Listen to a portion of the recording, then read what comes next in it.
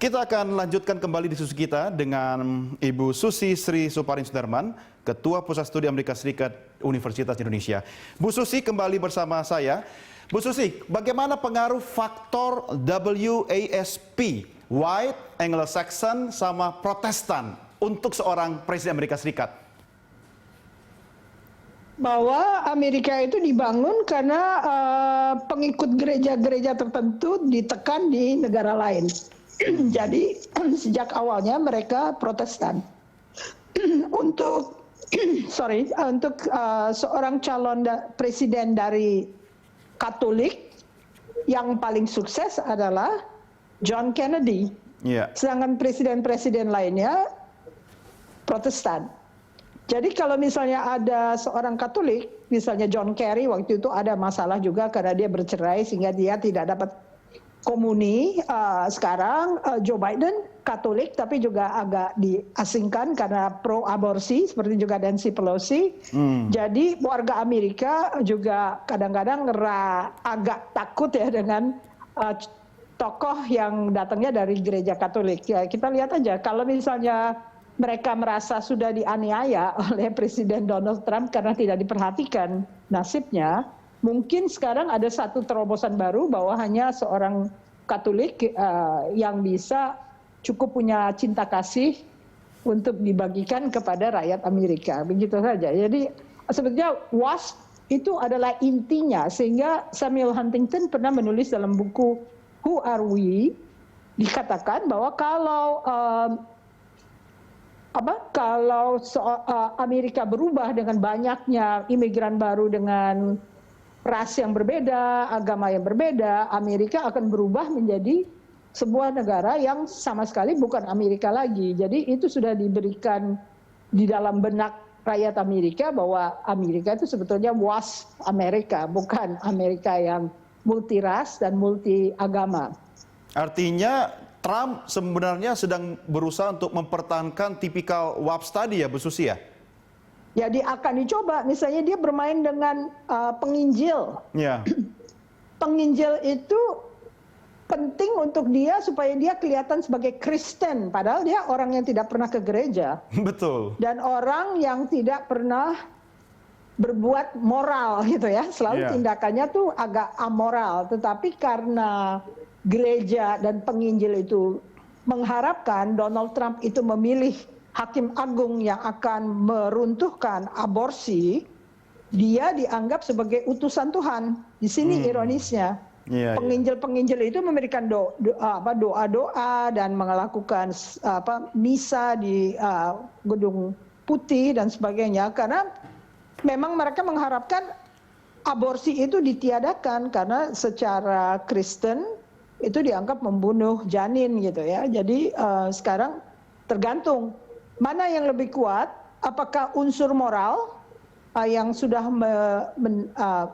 agak menonjol sejak Reagan, ataukah unsur pocketbook. Kalau pocketbook, unsur pocketbook atau uang income untuk penduduk Amerika, tentunya Joe Biden akan dipilih. Tapi kalau isunya moral yang diangkat-angkat oleh seorang yang sebenarnya tidak bermoral, tapi dia berhasil mengunggulkan hakim agungnya menjadi 6 lawan 3, ya tentunya para penginjil akan berbahagia dan menganggap Donald Trump ini sebagai utusan Tuhan. Iya. Memang Tuhan selalu berbicara lewat cara yang berbeda-beda ya Bu Susi. Tapi menarik Bu Susi, kalau kita mapping kembali ya, John F. Kennedy pernah memimpin Amerika Serikat. Tapi kita semua tahu John F. Kennedy tidak pernah menyelesaikan jabatannya. Seandainya Joe Biden sebagai seorang Katolik kemudian menjadi Presiden Amerika Serikat, nasibnya kira-kira seperti apa di tengah kondisi warga Amerika yang masih White, Anglo-Saxon, Protestan tadi, Bu Susi? Orang Amerika itu tidak terlalu berpolitik sebetulnya. Yang membuat mereka menggebu-gebu itu masalah aborsi. Jadi kalau masalah aborsi dianggap sudah selesai dengan diangkatnya Hakim Agung 6 lawan 3 dan nanti ada perubahan-perubahan, tentu mereka hanya berpikir soal itu. Jadi kekristenan itu didefinisikan secara sempit. Misalnya anti evolusi, anti aborsi, anti kegiatan-kegiatan yang kira-kira mengurangi kebebasan mereka untuk beribadah dan sebagainya. Jadi kebencian mereka terhadap Obama, sekalipun Obama itu Presbyterian, mereka kehilangan di Bible Belt itu kehilangan masa di mana mereka bisa berdoa secara Kristen gitu loh. Yeah. Ada yang dihapus oleh Presiden Obama, jadi itu dendam dari kelompok Kristen di Amerika cukup tinggi dan di sana banyak sekte-sekte yang macam-macam ya. Keinginan kebebasan untuk beribadah secara mereka itu dihalangi oleh semacam toleransi yang harus dibagikan kepada seluruh warga yang hadir di Amerika Serikat. Ya, Bu Susi, ini ada statement dari Donald Trump yang mengatakan kemungkinan Pilpres tahun ini juga akan selesai di meja Mahkamah Agung. Komentar Anda, Bu Susi? Ya, ini tipu-tipuan seorang yang jahat gitu ya. Kalau saya anggap Donald yang Trump tidak bermoral menurut Anda tadi itu ya? Ya, racketeering, dia semacam mafia. Rekam jejaknya menunjukkan dia itu jahat terhadap keluarganya sendiri juga, mengambil warisan orang tuanya. Iya. Lalu dia melakukan segala macam kegiatan yang bersifat kriminal dengan alasan-alasan politik yang dibuat-buat. Dan ini menurut saya bahaya untuk jadi contoh negara lain, karena nanti akan ada calon-calon yang memang tidak bermoral dan mengaku-ngaku moral dan melakukan upaya-upaya beragama untuk tujuan-tujuan yang tidak terlalu baik. Jadi ini semacam kekasaran dari pandangan Weber yang mengatakan agama itu sambungannya dari kapitalisme. Ya, jadi Protestan dan kapitalisme itu jadi satu karena itu menguatkan proses kapitalisme itu agar lebih sehat. Nah, ini yang harus dihindarkan karena diskursus yang sama berlangsung di negara-negara yang mayoritas Muslim. Yeah. Dianggap kalau menjadi semakin fanatik, semakin pure, itu negaranya akan menjadi semakin makmur.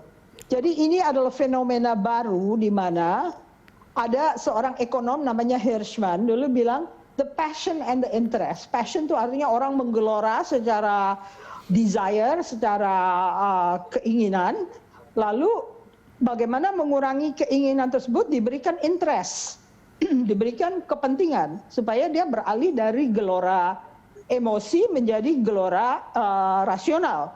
Tapi ternyata sekarang kita lihat di dunia perkembangan yang sangat ironis, yang emosi dan passion itu menjadi interest bersama-sama. Jadi tidak ada lagi passion berkurang untuk kepentingan-kepentingan ekonomi, tapi berjalan bersamaan. Dia menggunakan passion, menggunakan emosi, tapi juga punya kepentingan. Jadi di sini yang bahaya, sebab Westphalia 1648 itu dibangun untuk menghindarkan paus berkuasa. Tapi sekarang kelihatannya gereja-gereja melawan ketentuan system of states atau sistem negara-negara. Sekarang masalahnya siapa yang lebih kuat nih? Apa kekuatan gereja dan agama melawan negara, atau negara kembali lagi melerai konflik-konflik yang bersifat emosional dan kembali kepada rasionalitas. Kalau kita lihat pertandingan di Indonesia sama saja. Jadi ini suatu fenomena yang harus kita hindarkan bersama-sama untuk menambahkan logika dan rasionalitas. Karena ternyata di Amerika yang sudah diajarkan decency bertahun-tahun, tiba-tiba digelorakan oleh seorang yang agak racketeering ini, mafia ini, untuk menjadi orang emosional dan fanatik. Itu jadi semacam Hitlerism tetapi dalam bentuk modern ya. Itu yang disebut populism ke arah authoritarianism. Ini fenomena baru dan itu dipacu oleh medsos. Iya, betul. Karena dengan medsos itu Anda berkurang keinginan untuk berteman dengan orang yang berbeda. Iya. Kalau sudah berbeda lalu di-unfriend gitu loh. Jadi ini fenomena yang sangat berbahaya untuk seluruh dunia saya bilang. Iya, dan memang Donald Trump ini sangat aktif di media sosial, Bu Susi, sampai juru bicaranya pun bingung ya. Oke, Bu Susi, sekarang siapapun yang terpilih jadi presiden Amerika Serikat, apakah Donald Trump kembali jadi presiden kedua kali atau Joe Biden? Dampaknya ke Indonesia seperti apa, Bu? Dampak terhadap Indonesia itu bergantung kepada kita sendiri. Kalau negeri ini membaca konflik agama melawan negara, konflik itu akan memicu hal yang sama di sini.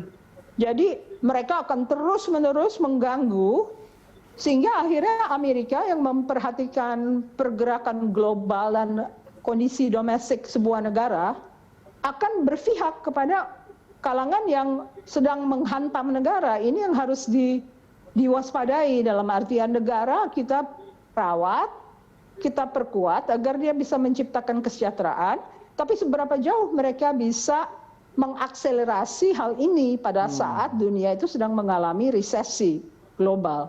Jadi kalau misalnya kita mau tidak berbahaya, ya kita kuatkan negara, karena negara itu menjanjikan ke seluruh rakyat secara tidak membeda-bedakan, siapapun bisa ikut. Tetapi kalau sudah masalah faith atau masalah kesetiaan kepada keyakinan, itu bisa mengeksklusi orang lain yang berkeyakinan berbeda, dan ini akibatnya fatal, bisa separatisme, bisa perpecahan, bisa konflik secara terus-menerus.